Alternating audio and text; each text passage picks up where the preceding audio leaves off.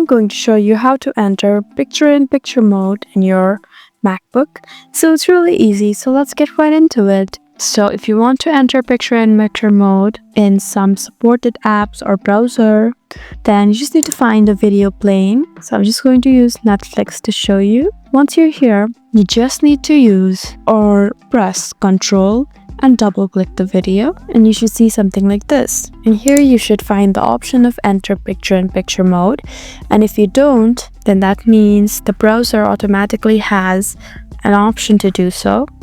So here, this button right here, as you can see, helps you enter picture-in-picture mode.